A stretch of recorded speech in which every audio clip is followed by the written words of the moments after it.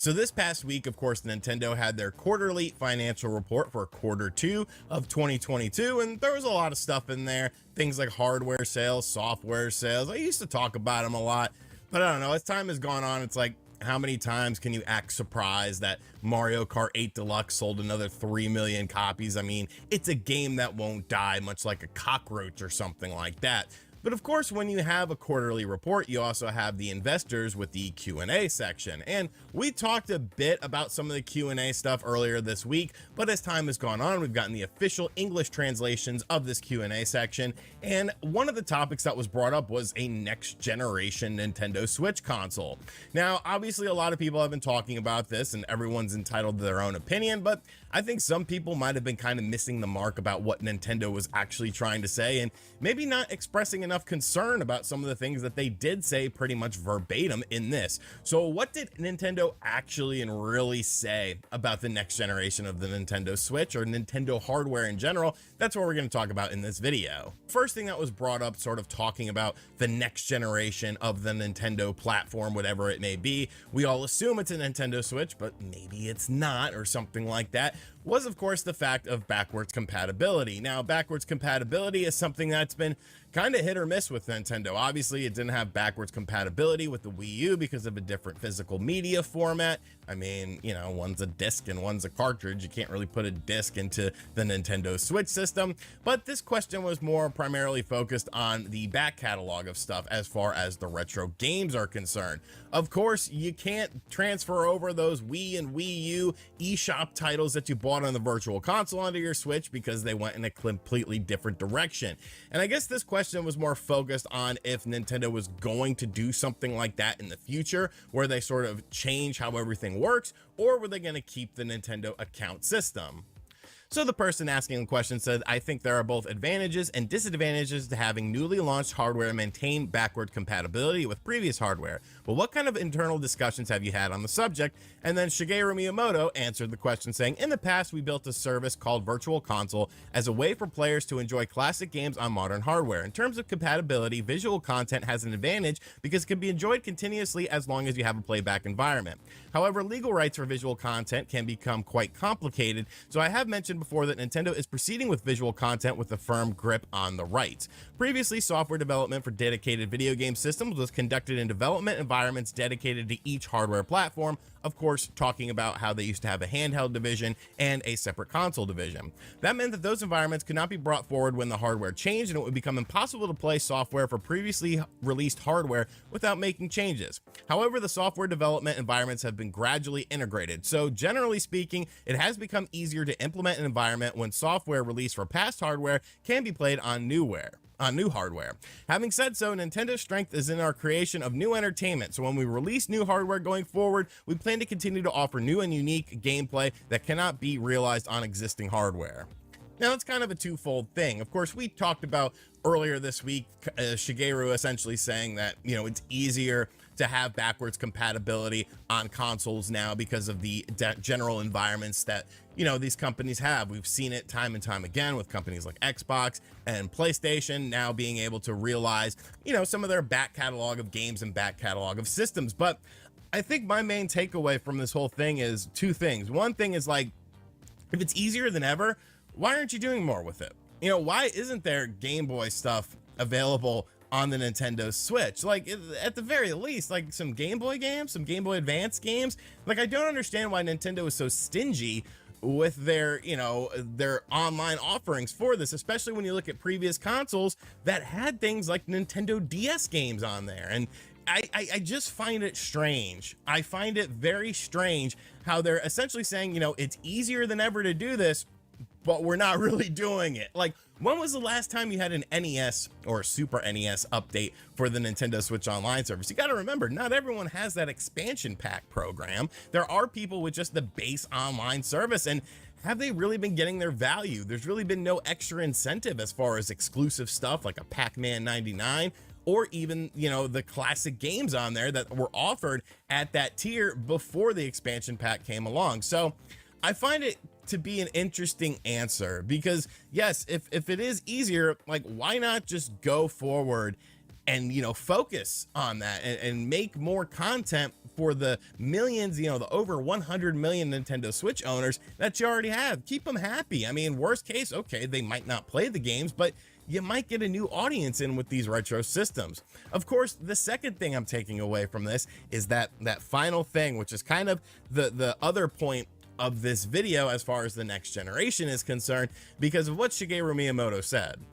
Having said so, Nintendo's strength is in our creation of new entertainment. So when we release new hardware going forward, we plan to continue to offer new and unique gameplay that cannot be realized on existing hardware.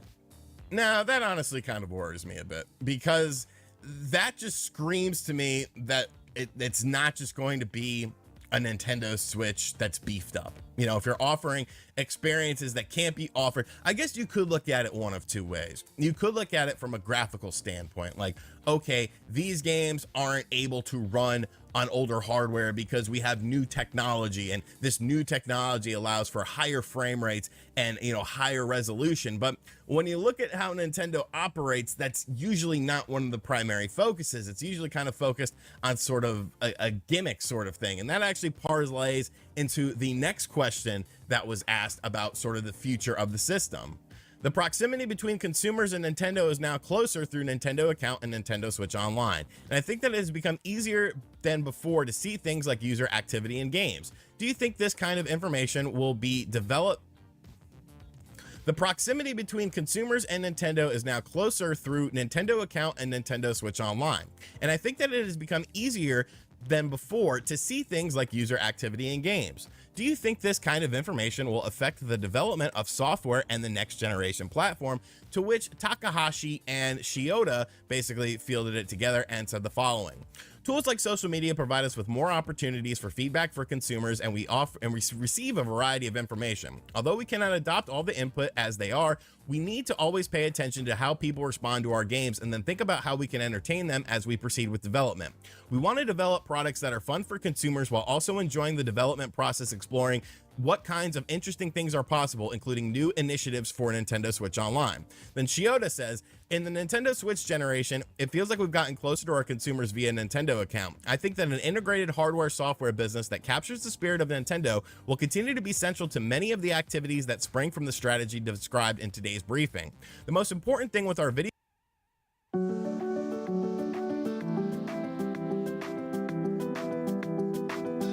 With brands like Michael Kors, Tommy Hilfiger, and Calvin Klein, you'll find the perfect suit for every occasion at Macy's.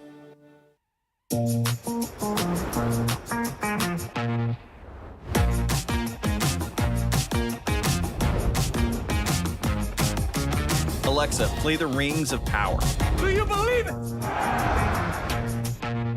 Video game platform is to deliver a unique gaming experience. In our development of both hardware and software going forward, we must consider ways to more easily connect our core video game business with the consumer experiences outside of our dedicated video platform through Nintendo Account.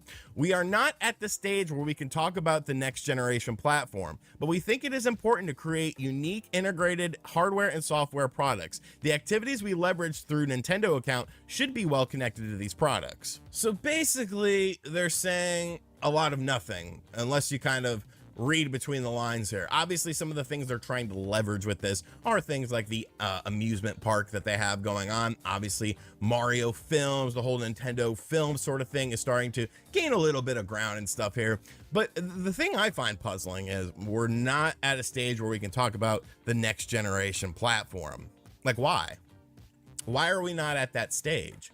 We're starting to see in many different regions that the Switch is starting to lose its sizzle. We talked about how in Japan, the PlayStation 5 outsold it. Then yes, the Nintendo Switch came back and outsold the PlayStation 5. That's cool. I'm not saying it's doom and gloom. When you look at the European market, the PlayStation 5 for the first time ever just outsold the Nintendo Switch. And when you look at the NPD market, it's been 2 months since Nintendo Switch has been the top selling system.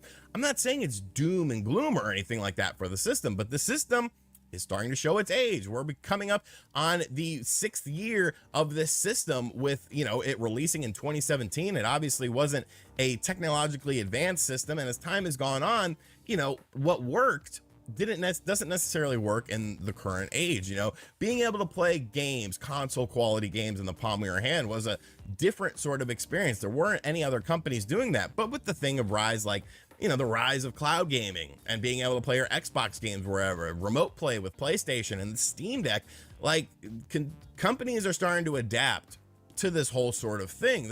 There's more and more companies that are trying to emulate and take a piece of the Nintendo Switch's pie, which makes perfect sense. But why do you need to reinvent the wheel with your hardware? Like, that's the one thing I keep taking away from this. You want to have a new hardware experience. Like, why?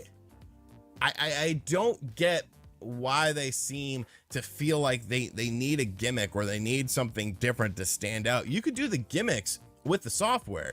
And let's be real, Nintendo has a lot of gimmicky software. Some of it hits very well, and some of it not so much. But that's what makes Nintendo an interesting company. When you start to see a diminishing of sales, and it's not the end of the world, people. I'm not saying it's the end of the world. I'm just saying in certain regions, there are starting to be diminishing of sales when you start to have actual performance issues with first and major third-party games on the system.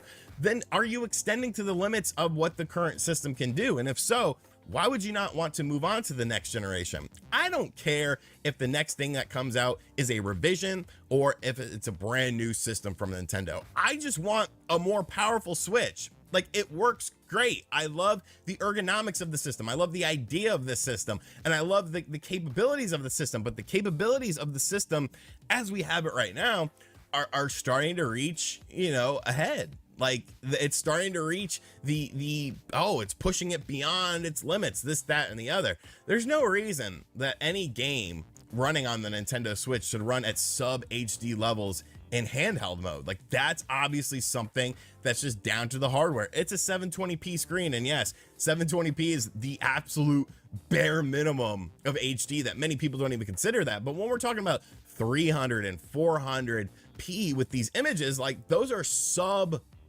non-HD images. Like, it's just weird to me. Like, I get it. The Switch is sold very well. It's still selling very well. It'll continue to sell well. Yes, it'll have dips in other regions, but at the end of the day, what do you and I care about the success of the system? What do we care about the sales of the system? You know, we should care about the experiences. We should care about the quality of the games. I'm not a graphics whore. Like, I'm definitely not. Out of everyone that I sort of associate with, I'm probably the most lenient when it comes to things like graphics. I can still enjoy a 720p 30 frame per game second. But there are bare minimums that you need to consider. There are bare minimums of games that need to be taken into account. Like, when first party games are struggling and having massive amounts of pop-up and slowdown, like, maybe it is time to start talking about the next generation. But maybe Nintendo doesn't quite know what they want to do with the next generation. Could this be a Wii to Wii U situation where they're not quite sure about what that next move is? Because let's be real, the Switch was probably supposed to be the Wii U, but because of circumstances and the sharp decline of the Wii, they had to put something out there. I don't know. There's obviously a lot of things you could speculate from this. I think from my perspective, this is what I think is happening. This is what I think that they're talking a game, and that we need to start seeing the game. You know, 2023, maybe a system doesn't come out, but you sure as hell need to talk about something. You sure as hell need to talk about something new. And I don't care if it's a revision. I don't care if it's a brand new console that replaces the Switch. Don't rock the boat, man. At the end of the day, your consumers, they love this idea. They love the functionality. Just keep it and make it better. You don't have to go crazy. But maybe people want them to go crazy. Let me know what you think of this in the comments section down below. And as always, guys, thank you for checking out this video. If you are new to the channel, be sure to hit that subscribe button, like, comment, and share. Hit that bell notification as well. And as always, I'll catch you guys on the next video. And remember, I'm not a Nintendo YouTuber. Later. Hey, you, on the couch. When are you?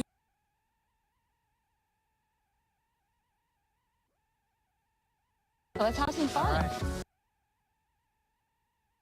So this past week, of course, Nintendo had their quarterly financial report for quarter 2 of 2022, and there was a lot of stuff in there, things like hardware sales, software sales. I used to talk about them a lot, but I don't know, as time has gone on, it's like, how many times can you act surprised that Mario Kart 8 Deluxe sold another 3 million copies? I mean, it's a game that won't die, much like a cockroach or something like that. But of course, when you have a quarterly report, you also have the investors with the Q&A section. And we talked a bit about some of the Q&A stuff earlier this week, but as time has gone on, we've gotten the official English translations of this Q&A section. And one of the topics that was brought up was a next generation Nintendo Switch console.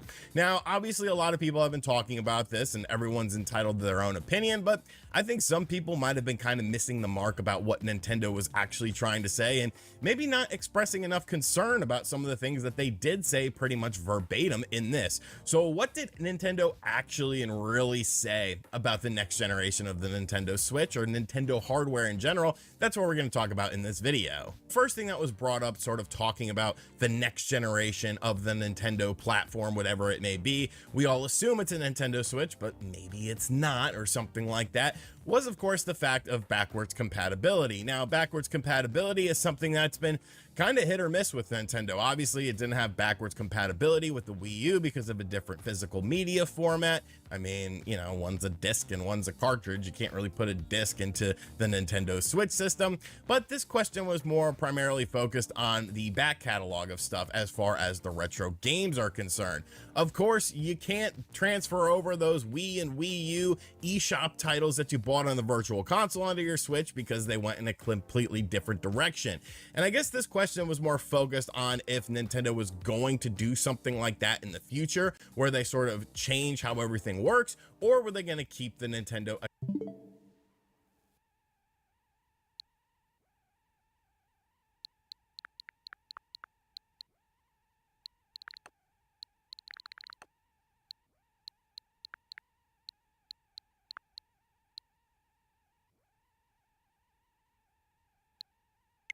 account system. So the person asking the question said, I think there are both advantages and disadvantages to having newly launched hardware maintain backward compatibility with previous hardware. But what kind of internal discussions have you had on the subject? And then Shigeru Miyamoto answered the question saying, in the past, we built a service called Virtual Console as a way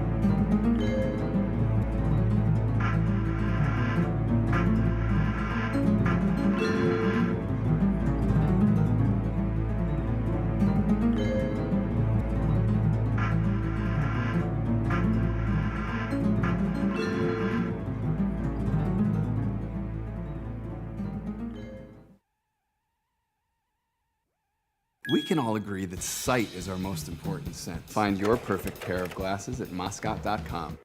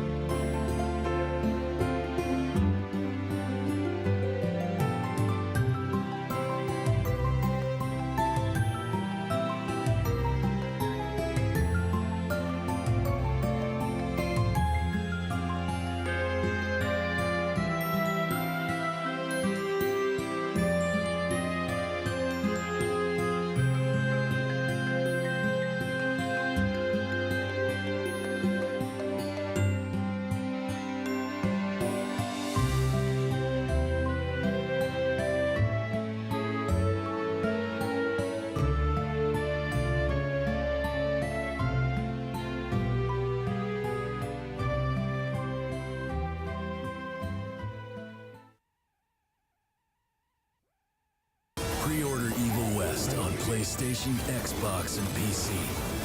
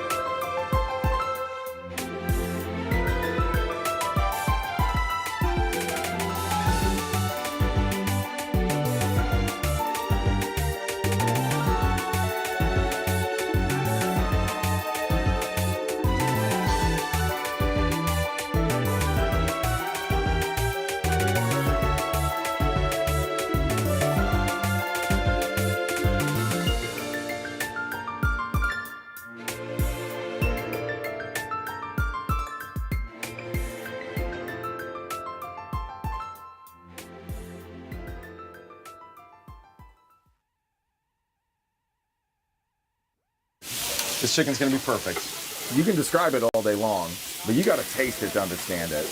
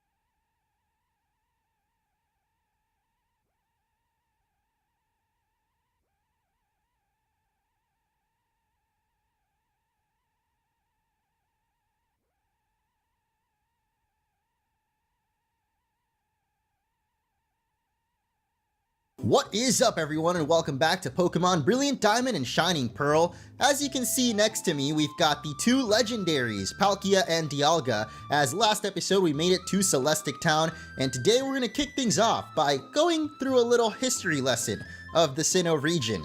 So let's step inside this cave right here. Of course, last episode it was blocked by a Team Galactic Grunt, but we took quick care of him and met up with Cynthia's grandma. And now it's time for a nice story as we examine the cave painting. It says it's ancient, but honestly I think the little kids from this village probably just drew it themselves, because these are not very high quality drawings at all. There are three strange things forming a triangle. In the middle of them, a shining sphere. What is this all about? Like, for real? Zelda or something? The cave painting reminds me of an old story. There existed a being so powerful, it was considered a deity at the time. Opposing this being were three Pokemon. The three kept balance with the one, as if they formed a triangle. Wouldn't it be a square if there's like a fourth person involved? It's an ancient legend of Sinnoh that is still told to this day in Celestic Town. Oh yes, I found something useful. You should take these. No, I don't want your prescription, Grandma. You need to take that. This is serious. But no, she's gonna give us TM95s, which I believe should be Surf. But of course, we're not going to be able to use these until we've beaten the next gym.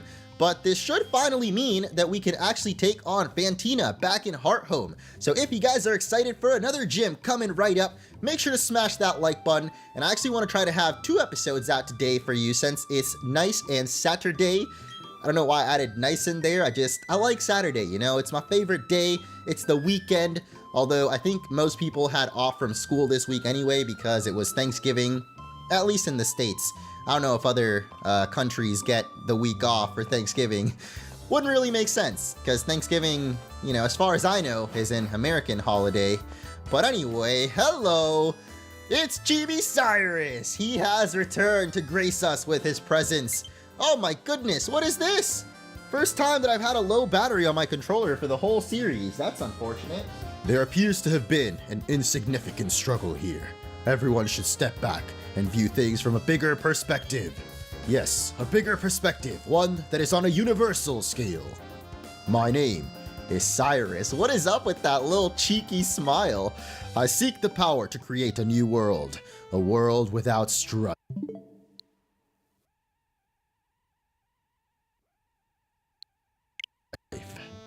I'm getting some Stranger Danger vibes right now from this guy. However, that power seems to be unavailable here. We've met before, yes. It was at Mount Coronet. If you discover any power derived from the legends of Sinnoh, please inform me. He didn't even say please, actually. I just added that in to be nice. For that power is what I need to create my new world. And he's gone. That guy is so weird. Like, who just walks up to a little kid and says all that? Even if it was an adult, I'd be hella confused, dude. Like, what is up with this chibi Cyrus, dude?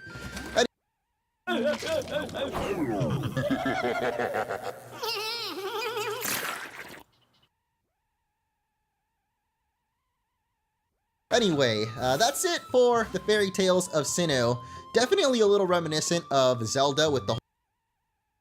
Welcome back to Pokemon Brilliant Diamond and Shining Pearl. Behind us stands the Pokemon League, the final challenge of Sinnoh.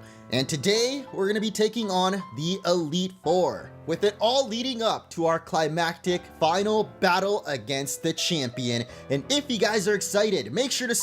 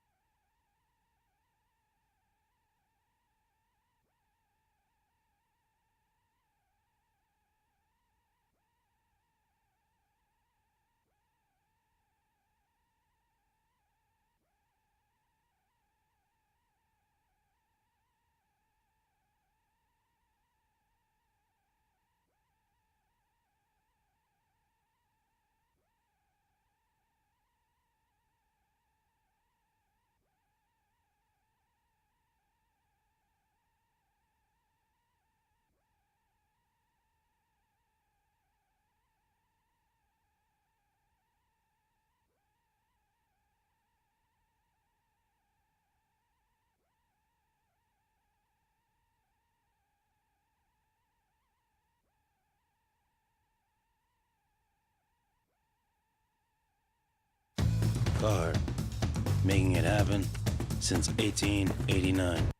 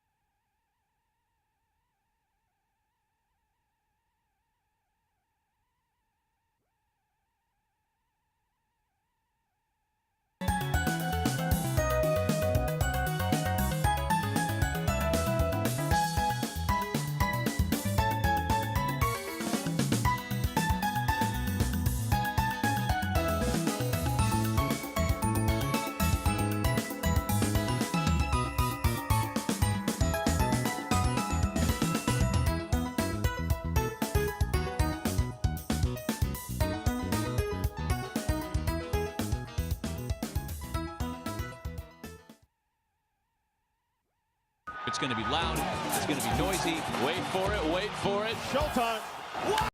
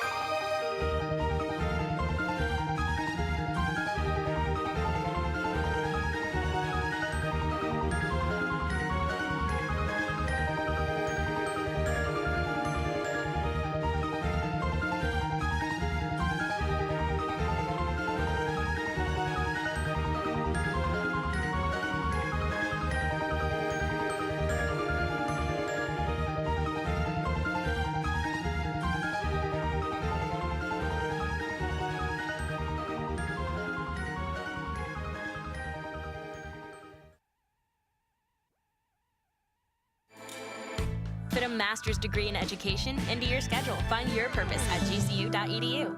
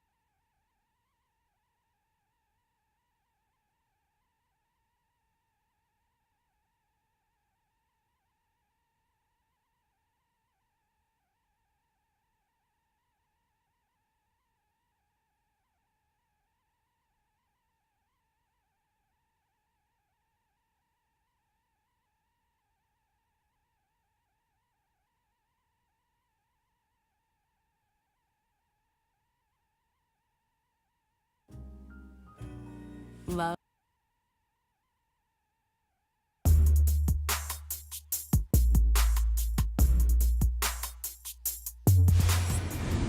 Greetings to everyone out there and welcome back to Around the Clock. Alright everybody, if you haven't heard already, Pokemon Scarlet and Pokemon Violet has already been leaked to the public, and this is due to retailers such as Amazon or Best Buy shipping out these games early to customers who pre-order these games online, or even what's strange, having customers come in store and buying these games early.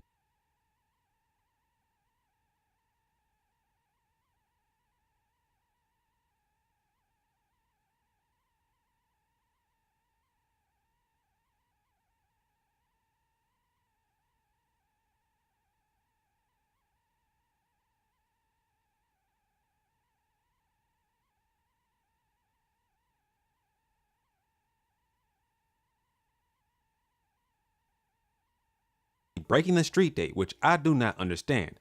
Now, of course, with this happening, people are playing the game and showcasing these games online through video and pictures, and they're spoiling the game for a lot of fans. And one of the biggest leaks that's circling around online right now is people showcasing the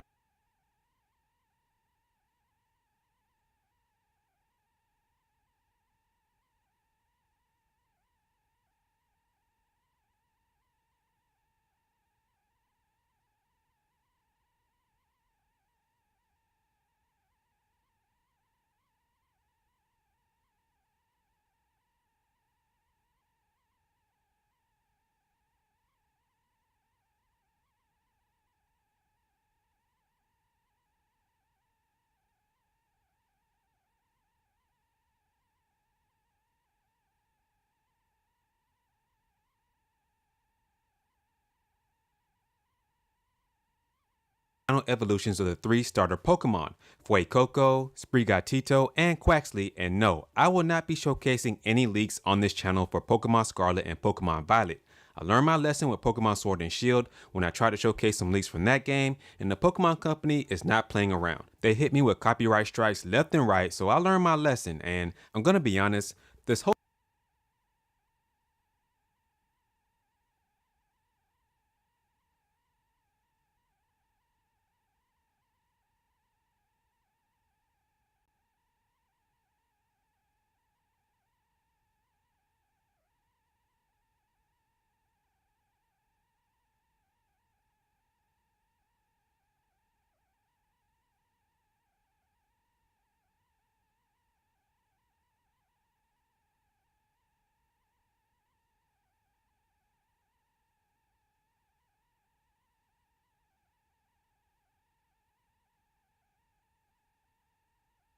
situation with street dates being broken is starting to get out of hand.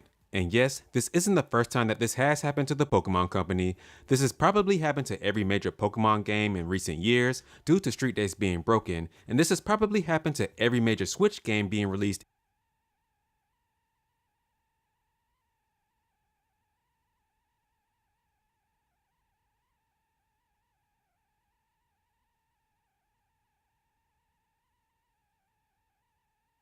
in this year alone.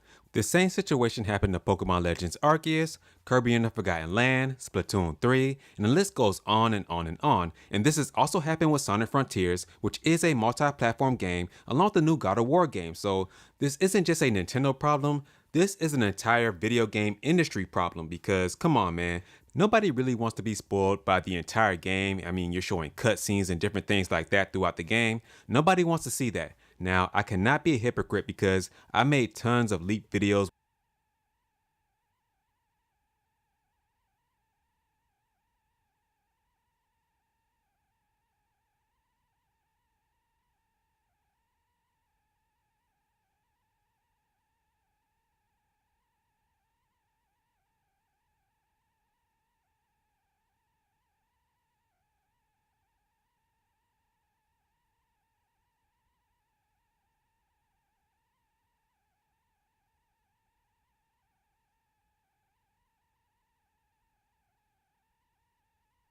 with data mine information of leaked characters coming to games as far as DLC, data mine information with new gear coming to games, so I can't be a hypocrite in that aspect, but I have never ever leaked an entire game with cutscenes and different things like that before the street date. No, I have never done that at all.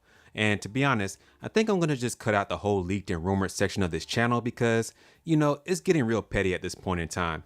And the only way that I will report on a leak or a rumor, if it's a unique situation like Nintendo accidentally leaking new information on a direct or something like that, that's different. But other than that, no, I'm not doing it. So hey, be very cautious as you're roaming through these different websites like Twitter, YouTube, Instagram, Facebook, whatever, because the leaks are out there. And the Pokemon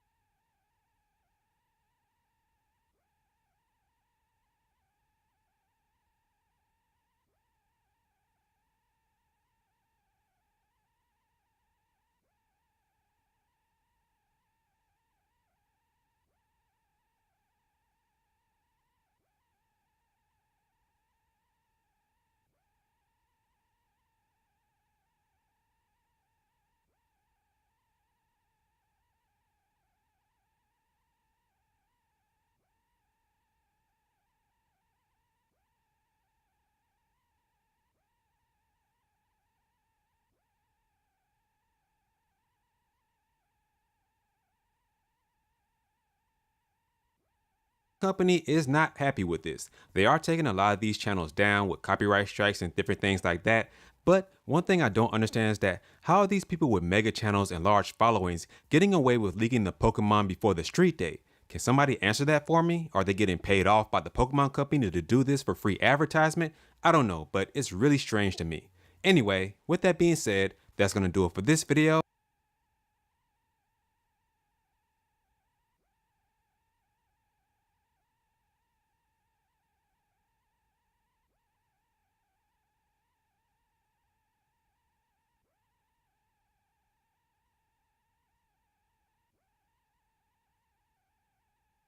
Wanted full-time fans.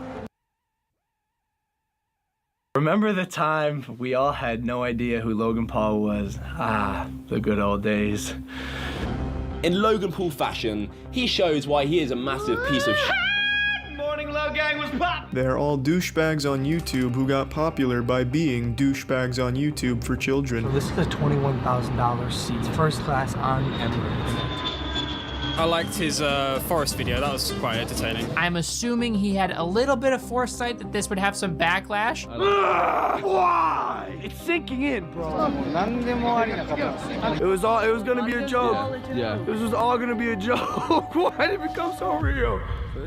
Is it possible for Logan Paul to make a comeback? Or am I gonna be a failed YouTuber? There's absolutely no doubt about it. At one point in time, Logan Paul was one of the most hated YouTubers on the entire platform, surpassed possibly by only his own brother, Jake Paul. Logan, he's like the nice one of the Paul brothers. He's the more mature one. No. He's not. When you heard the name Logan Paul, you'd think of an obnoxious, insensitive creator who was making over-the-top content for a young audience he didn't even relate to. Loud, crass, distasteful. He's just generally cringy and annoying. He's an asshole, a hypocrite, and cares only about fame. And after hitting an apex during a stroll in one of Japan's most renowned forests, Logan Paul's reputation dropped to a level so low that there were questions as to whether or not his reputation would ever recover. Well, not only did Logan's reputation recover from rock bottom, it's somehow gone well beyond recovery, to the point where the people who used to hate him have now become his biggest fans. Not gonna lie, I used to hate Logan Paul, but he's grown on me. He's actually a lot more mature now, and I respect him for that. I hate to say it too, man, Logan Paul has grown on me too. Anyone else starting to find Logan's content more and more entertaining? I actually have mad respect for him and actually like him now. I'm pretty sure we all respect Logan now and have changed our point of view on him. Logan Paul has somehow done the unthinkable, taken an awful reputation tarnished by what is still widely considered to be the worst thing an influencer has ever done, and turned it into one of the most commendable redemption stories ever seen on the platform. But the real question is, how did such a transition occur? Logan Paul's reputation in the beginning was neutral. Nobody knew him. He had no social media following, no public image, and no fans or haters. He was simply a college student studying industrial engineering in Ohio. However, this would change following the release of the social media platform Vine in 2013, a platform that Logan would join and begin making content on. I'm tired. I like turtles. I like eggs. Watermelon. After beginning his journey as a Viner in late 2013, Logan Paul would begin to gain a reputation as an extroverted, outgoing, confident creator who was willing to put himself out there in order to gain a following. Sorry I'm late. Oh, wait a minute, wrong car. Don't do this to me, Dad. While most of his videos were sketches done in private, a lot of his content was humorous because it involved annoying other individuals in a public domain. How much? How much? This annoyance of other individuals in a public domain boosted Logan's popularity significantly, but would also begin to erode his reputation instantly as people began to see him as somewhat immature. Yeah, this is pretty overbearing and obnoxious. If he wasn't blonde and good looking, he would have surely gotten into some trouble. Narcissism. 10 years from now when his looks fade, he's gonna be stuck with that ego and not know what to do with his life. As Logan started to gain low levels of popularity, he began appearing in interviews about his popularity on Vine, which would begin to reveal his over-the-top ego as well as his alpha jock-like 18-year-old personality. You know, I'm the guy that kids go, oh my God, I cannot believe he did that. So I'm their way to be like, wow, this kid, he's got some balls. Like, yeah. Why, he's doing this. And I'm just like, yeah, it's fun, you know? Logan's huge ego mixed with his borderline immature personality resulted in many older viewers seeing him as a massive douchebag. However, the younger audience perceived him to be extremely entertaining for the same reasons that the older audience disliked him. The ultimate result of this was that Logan began to create content that appealed to the younger audience. And since the younger audience liked the obnoxious over-the-top content, Logan would become more obnoxious in order to appeal to this audience. As Vine started to lose steam, Logan would migrate over to YouTube. I'm moving outside of Vine now, which is great. That was my overall goal when I started. And I mean, I'm so glad it's finally happening and YouTube's like, you know, facilitating that. And since YouTube favored lengthy, engaging videos as opposed to Vine's short, punchy videos, Logan would have to change his content style. Welcome to my vlog channel. That's right, I'm vlogging now. You get to see more of me. Sick, right?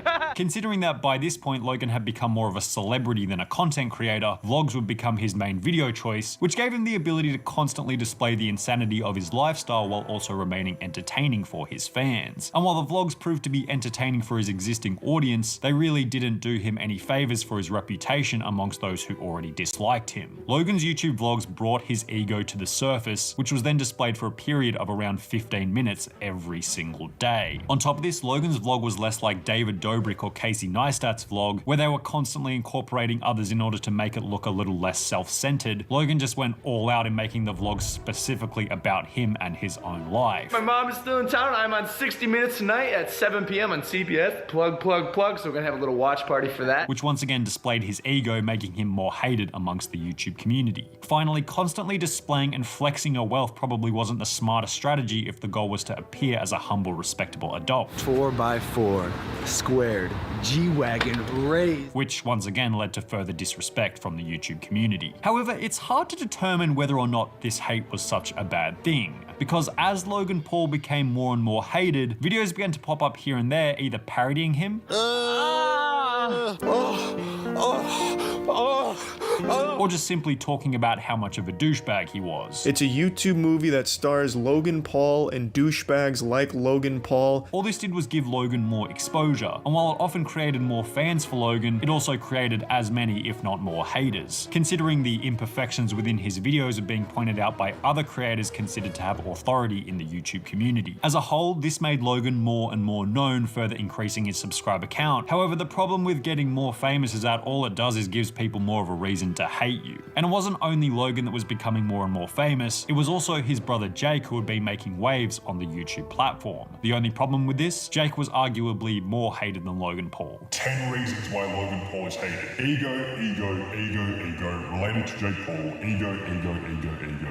People began to associate Logan with his younger brother Jake purely because they came from the same bloodline. Those who knew and hated Jake already naturally took the same approach for Logan, assuming they were similar, which, let's be honest, at the time they were basically a carbon copy of each other. Considering that by mid-2017 Jake Paul had already hit 10 million subscribers, this was far from ideal for Logan. And meanwhile, as Logan got more and more famous, passing 5 million, 10 million, 15 million subscribers, he became aware of the fact that he was somewhat hated and considered a villain by the large majority of the YouTube landscape. However, rather than trying to change his personality and display himself with more likable characteristics, he instead began to double down on the image of being one of YouTube's most hated creators. Becoming a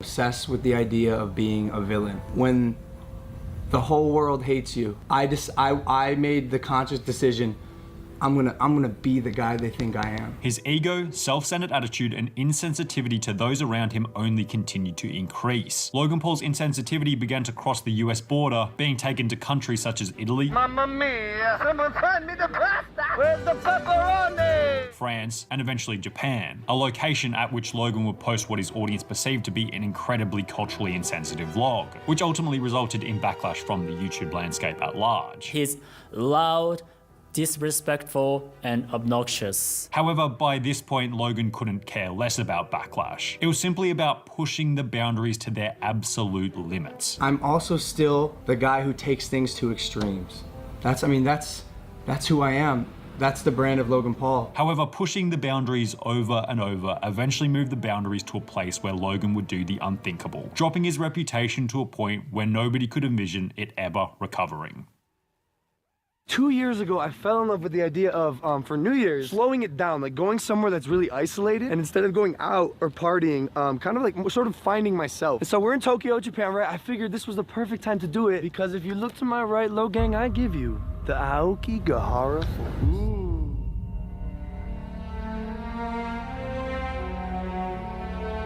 The event was so iconic that it barely requires an explanation. On the 31st of December 2017, Logan Paul would upload the infamous Aokigahara Forest vlog, in which he would film a recently deceased person and upload it as if it were just any other vlog. And while Vice made somewhat of a similar video back in 2012, it was slightly more professional as the reporter wasn't running around in a $7,500 Gucci jacket, wearing a Toy Story alien hat, and trying to hold back laughter throughout the video. God damn it. Within 24 hours, the video had gained 6.3 million views, and as many of you might guess or remember, the backlash was absolutely insane. This is probably one of the worst things I've ever seen uploaded to YouTube before. Just one story that is so insane and so bad. Logan Paul knew what he was going to see. He also knew what he was going to capture on film and upload to his YouTube channel. A YouTuber that has respect for people like this would turn off the camera, go home. So it seems the main antagonist this season will be this douche noodle wearing the alien hat. His name's Logan Paul. He has thinning blonde hair. Logan would remove the video 2 days later, replacing it with a video titled "So Sorry," apologizing for the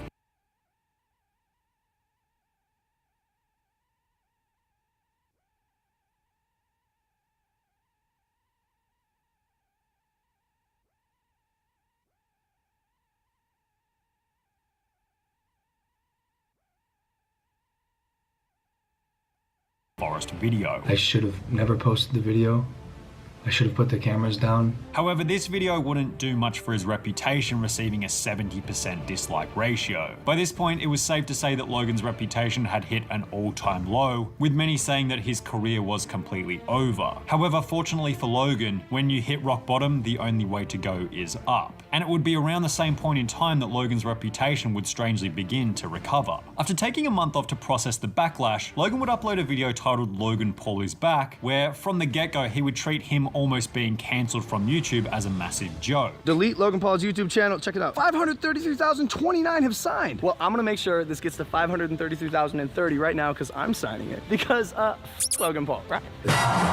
And while it was still somewhat insensitive, this displayed Logan's overwhelming confidence he had for the future of his channel, and considering that if he was willing to sign a petition for the deletion of his own channel, he clearly couldn't care less about what anyone thought of him. Almost 1 million comments. I will say, half of them are telling me to go get run over by a car. But that's engagement, bro. I'll take it. The fact that Logan Paul seemed totally unaffected by the event kind of led his audience to think of it as not such a big deal. Kind of the opposite of Shane Dawson or Call Me Carson, both of whom passively displaying how bad the drama affected them by disappearing off the internet, as opposed to Logan, who just sat back with the attitude of, yeah, who cares, it's kind of funny in retrospect.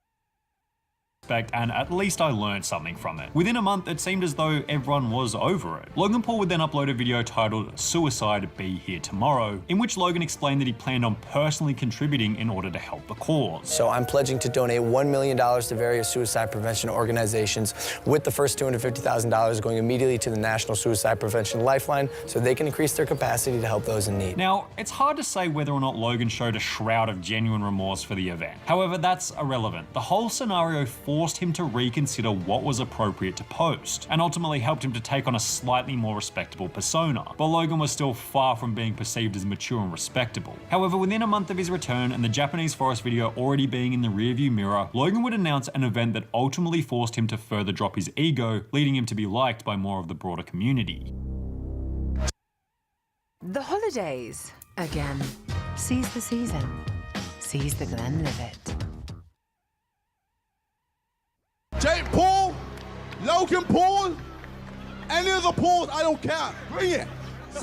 On the 3rd of February 2018, after winning his amateur boxing match against Joe Weller, KSI would call out the Paul family in an attempt to engage in a boxing match with either of the brothers. And while Logan initially responded with his typical immature self by stating that he was going to get his dad to take the fight, apparently he'd fight any of the Pauls. If he wants to fight me, I'm totally on board. I'll whip his ass. He would reveal less than a month later that he would in fact be fighting KSI. Yes.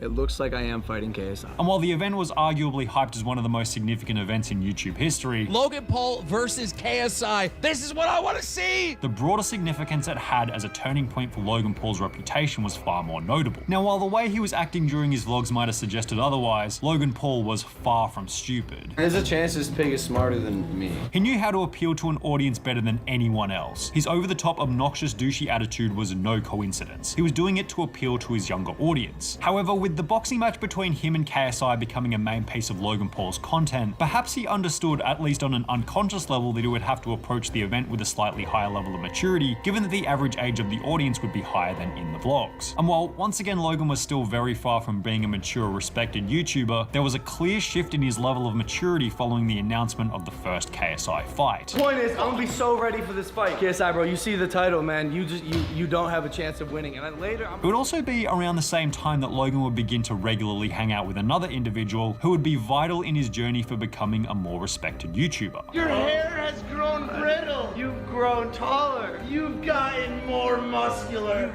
Mike Mylock and Logan Paul had met way back in 2014, however would start hanging out and training regularly leading up to the fight with KSI. Mike was already in his 30s by this point and naturally had a significantly more mature attitude than Logan at the time. It was stated that during Logan's vlogging peak, he had simply surrounded himself with yes men who would never question his behavior. However, after hanging out with different individuals such as Mike, Logan would be forced to question his immature attitude as well as the way he had previously approached certain scenarios. You're too corporate for a non-corporate world. If I don't act corporate, nothing is going to get done. Yes, it will. Yes, it will. Yes, it will. Don't touch me. Don't touch me. Don't touch me. Which eventually led Mike being nicknamed the babysitter who helps Logan Paul stay out of trouble.